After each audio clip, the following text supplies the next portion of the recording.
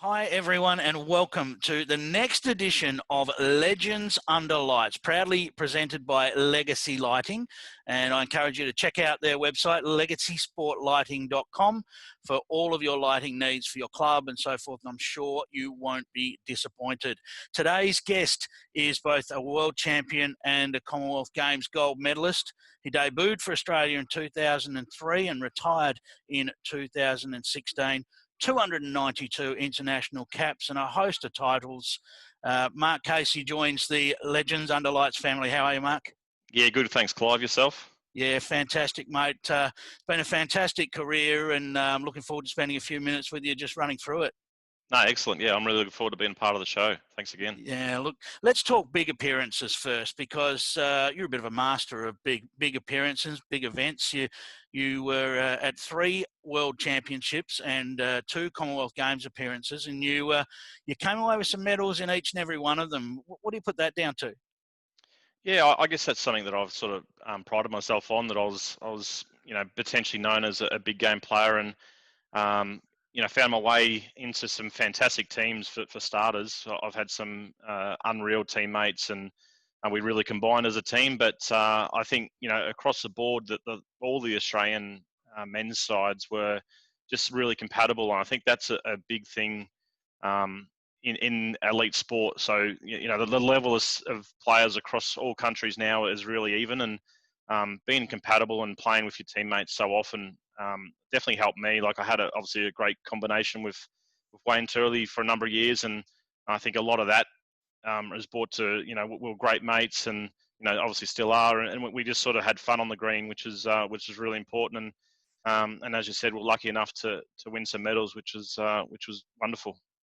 I get that impression with you, Mark, that you wanted to enjoy the game while you were playing it. You're always one that could have a bit of a laugh on the green, but knuckle down and concentrate when you had to, but also really enjoy what you're doing. And you're very much about the mates in the sport, weren't you? Oh, I think that's what that's what it's all about. To while you're away, you're away for up to 6 months a year, and if you're not enjoying it, it soon becomes a big chore. So I think all the guys and the girls, we all combined and had a great time while away. And I know Steve Glassner as the coach, he was very strong on that to allow the teams a night or two, a week in advance of the competition starting to sit back and enjoy and relax and have fun with each other. And as you say, it's an important part of our sport, and it was something that I love sharing with my teammates. Let's hone in on these Commonwealth Games. The 2006 Commonwealth Games on home soil, and your debut games. Take us through the memories of that time. Yeah, it was obviously incredible. It was a bit of, I guess, controversy leading into that Commonwealth Games with, the great Steve Glasson being obviously not selected, and Kelvin being the singles player. And I guess the team on paper probably wasn't as strong as what what it could have been, but it goes back to the compatible, and we're all out there just having a red hot crack. And myself, 𝘱𝘳𝘦𝘴𝘦𝘮 and Billy Cannells, I guess we had some hurdles initially, and I'll touch on the story about our first game. We obviously loving life in the village, and we Turles and I met the Queen and things like that. It was just a big thrill. But we went into the first game against Kenya, and obviously on paper Australia against Kenya in bowls, you would probably notch that up as a win. But we got to the rink, and we noticed there was 2 English guys there, and one guy from Kenya, and they blew us away. So they obviously playing a lot of bowls in England all their lives, and are now representing Kenya, and they were 3 great players, and we I guess we probably took them for granted a little bit, and they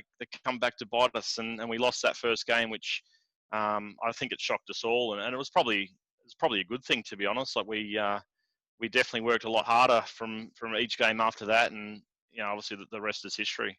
Well, I suppose if you're going to get a wake-up call, it might as well be early on when you've got time to make up for it, eh? Exactly right. Yeah.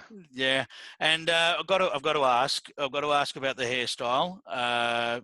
Very green and gold.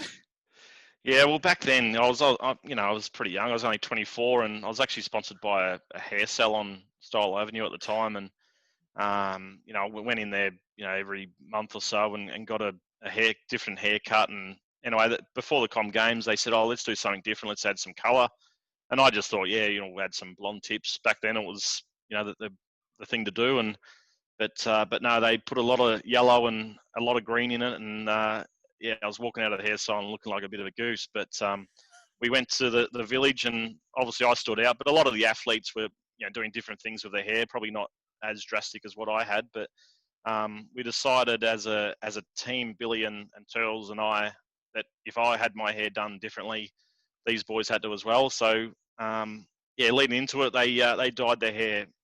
I guess it was white in the end, and we put a couple of green stripes in the Turles, which he wasn't really happy about. But if I was going to look like a goose, I was bringing those guys down with me. That's for sure. Well, you've never been one to be shy, mate. So I'm sure you didn't have any trouble with the attention. Exactly. It was all good fun, and obviously Barry Lester was in the team as well, and obviously he's been known for his different haircuts over the years, and yeah, we all had a bit of fun with it. All right, let's fast forward to 2010, and it was the Delhi Games, and a little bit different.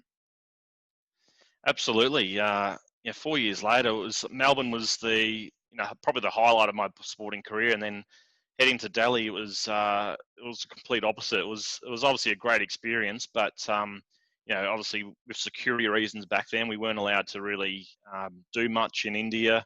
Not that you'd probably want to. It was stinking hot, and there was obviously millions of people everywhere. But it was a challenge. The greens were definitely tricky. They were on a carpet that was quite slow and bumpy, and I know it was definitely a tricky time to play at your best. But another story out of that, I guess, obviously we walked away with a silver, which was a good effort. But in the semi-final, we were up against England, and probably on paper they were the favourites, been on a slowish type of green and whatnot. And it got to the last end, and I had to try and convert the head. We were down match, and anyway, I converted the head, but I gave Rob Newman, who's a fantastic player, about it'd be at least 25 feet to draw the shot. The jack went back, and there was no bowls near it. So I, it was nearly at the stage where I could nearly give the game away, like shake his hand. But anyway, he played the bowl, and he was probably on a little bit of a whitish line, but he was definitely going to come back in and draw the shot. And anyway, he got into a bit of a run, and the umpire had to be called, and his bowl was out. So that's the way we won the game to get into the gold medal. And I guess it was obviously a thrill. And I remember after the game, like my wife was there, and I got really emotional about it. Like I just thought the game was gone, and I was probably okay with that because just the way the game was. But we end up winning that game and went into the gold medal game probably a little bit flat, to be honest. And that was probably a regret that I guess Turles and I have spoken about a couple of times, that a regret that we probably didn't pump ourselves up. We had no one there to lift us to raise to that next bar to play for another gold medal, which is unfortunate. But yeah, walking away with a silver medal was good, and lots of experience and stories to share. That's for sure. So I guess let's talk about that. So gold in 2006, which must have been an amazing thrill. And tell us about that win, and then the feeling of getting silver. I think sometimes people think that you win a gold and you have to lose to get a silver sort of thing, but you've still won a silver medal. What was the contrast in feelings between both of those different finals? Yeah, the obviously in Melbourne, the whole thing about Melbourne was just incredible. Like the village, the play, and we could go out, and we were lucky enough to have the triples were first in the first 4 days, I think it was. So we had the next 2 weeks to embrace the whole city, and it was just an incredible feeling. Obviously, I had my family and friends there, being a Melbourne boy as well. So that final against Ireland. Jeremy Henry, our great mate, was involved in that, and it was just a brilliant game. And Billy and Wayne really turned it on that game, and I really didn't have to do too much, to be honest. And it was just probably you could call it the perfect game. Like all 3 of us did our jobs, and it worked out perfectly. Whereas you go forward to India, and we're on a 11-second dodgy carpet green, and we had probably 10 supporters in the crowd, and it was just a different atmosphere. And I go back to that time between the semi-final and final, instead of going away, and if we had our time again, we would definitely try and pump ourselves up to go to the next step. But I guess we were just thrilled to get into the final. And yeah, we probably didn't play at our best, and South Africa were outstanding. And I only just watched the replay of that game a couple of months ago, and yeah, it was definitely we had our chances, but that they were definitely the better team on the day. All right, let's talk about your overseas experience, because I think that fascinates a lot of people. That the Jackaroos get a chance to go away and play in lots of different countries and on different surfaces. Tell us how you get your head around playing in different conditions and on different surfaces, and perhaps where was your favourite, and where was one that you sort of look back and you go, oh, that didn't quite go well. Yeah, definitely in New Zealand. Our record in New Zealand's incredible, really. Like, the greens are slightly quicker than ours, but they're smooth and true. And other than you do get a bit of wind over there, but the surfaces are perfect. So, we had a really good record over there. But you go to somewhere like the UK, where personally I didn't mind them. Like I didn't mind sort of throwing them up, and obviously you use different bowls. You use try and draw a wider drawing bowl, but a lot of Australians sort of, the difference is chalk and cheese. It's 30, 40 feet difference across the green, which is like 10 seconds, which you would hardly ever get an Australian green running that slow. Over there, that's probably the norm. So it's a massive difference. But again, we go back, and Mark Jacobs and Brett Dupre, a lot of Australians have really done well on the slow greens, and there's no reason why heading to 2022, I think the Australian team potentially can go into that full of confidence. I think obviously Glass will prepare them as well as you can, and I think the boys and girls will do really well. Did you find you had to change your delivery at all? I mean, your delivery probably does suit the slower greens, because you do use a bit of body in your delivery and so forth. Did you find you had to change anything, or your delivery suited? Yeah, no, I didn't change too much. Probably my step maybe increased a little bit, and you didn't really worry about being a perfectionist. You just tried to get your bowl away as smooth as possible, but the way you stood on the mat and all that sort of stuff sort of went out the window a little bit, I think. So as long as if you drop your bowl a centimetre over there and you get a couple of bumps, it can be a big difference at the end of at the other end. So as long as you're getting your bowl away smooth, I felt that was the main thing. And you see guys like Aaron Sheriff and these guys, they get them away perfectly each time, and that's why I think heading down a couple of years' time, I think our boys will go really well. All right, let's talk about 2018 Com Games, because it was a different role for you, wasn't it? You retired from Jackaroo representation. You found yourself on the admin side of things, looking after the event and organising the whole event. And how was that as an experience? And then seeing the team obviously perform so well must have been a huge thrill for you to be involved. Yeah, it was incredible, and that was the reason why I made the decision to probably retire a little bit early. When that opportunity came about, Neil Dalrymple, obviously the CEO of Bowls Australia, suggested that Al asked me if I was interested in applying for it, and I just felt that the opportunity to do that would open up so many doors, and it was too good to say no. And plus, I was probably getting to the end of my international career in a way, so it was perfect timing. But I absolutely loved it. We worked, Chris Green and I, he was my sort of second in charge, and we worked with some incredible people. Our sport team across all the sports were wonderful people, and guys that I still catch up with today, and that's something that we can take away, both Chris and I, forever. But to watch the Aussie guys do so well, to be honest, it wasn't until right at the end where I could actually relax and watch a few games. But particularly Aaron Wilson to watch. I remember I was sitting ringside, just behind the cameras watching that game, and to see him do so well, and obviously Ryan Bess is a close mate of mine as well, but to see Aaron win and in front of a packed house, and we really tried to change things up a little bit. Like we introduced loud music, and we got some people in the crowd to pump the crowd up and all that sort of stuff, and it was an atmosphere that was electric, and to see him win win gold and obviously take his shirt off and do all that was, yeah, it was an unreal feeling.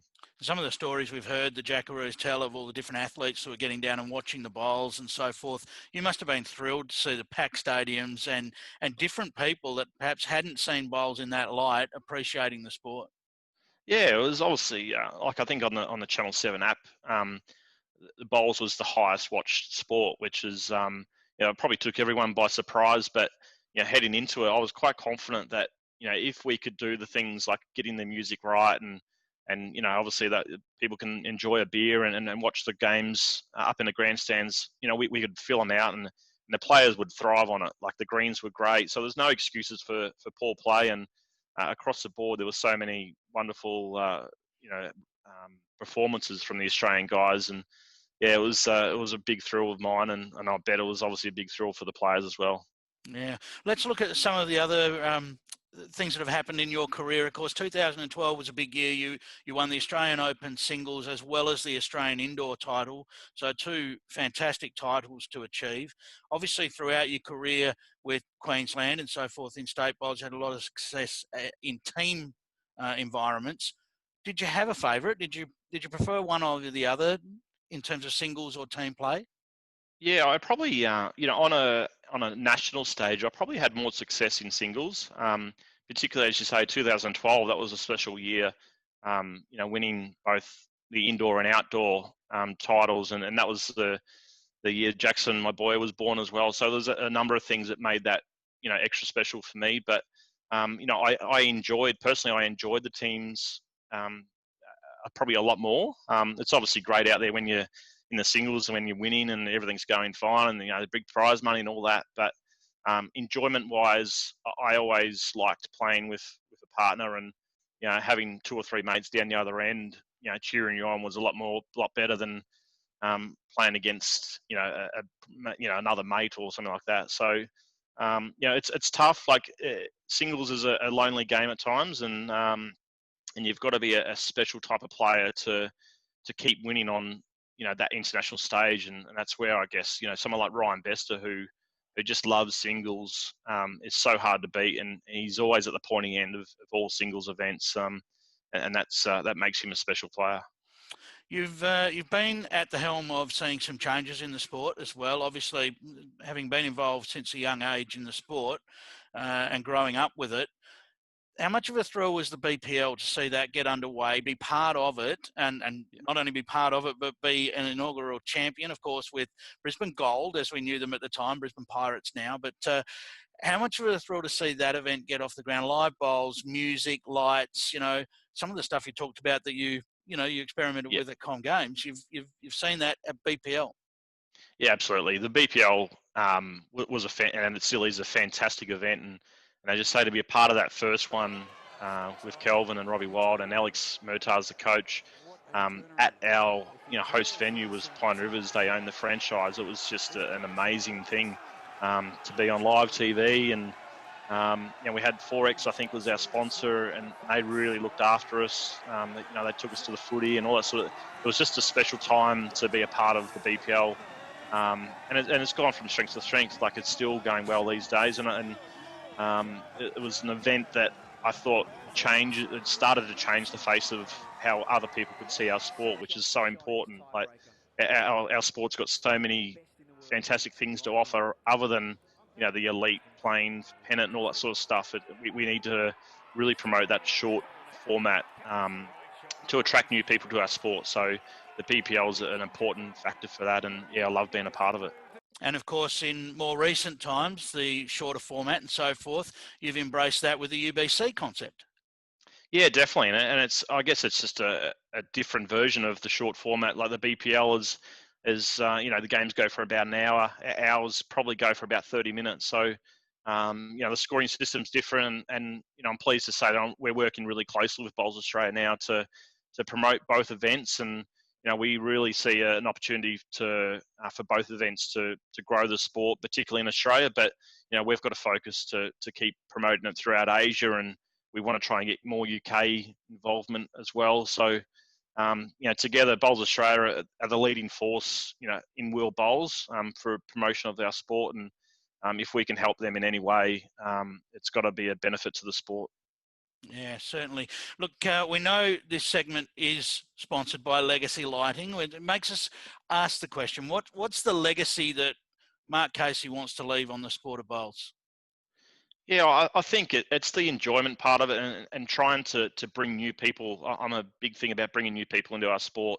I'm passionate about our sport. I've been playing since I was 5 or 6 years old, and as an administrator, probably the last sort of 5 or 6 years, heavily into the event side of things. So, I'd love just to more people to have a true understanding about what our sport can bring, rather than playing for 5 or 6 hours on a Saturday.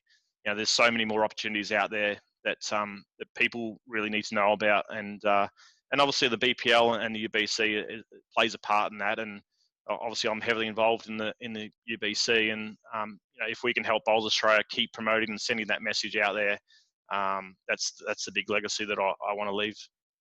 Fantastic. Look, Mark, you're a legend of the sport. There's no doubt about it. A superstar, obviously a big-time performer, as we've discussed. And we thank you very much for your time here on Legends Under Lights. Thanks, Clive. Really appreciate it, mate. All right, that was Mark Casey. Join us next time for more Legends Under Lights, brought to you by Bowls Australia and, of course, Legacy Lighting.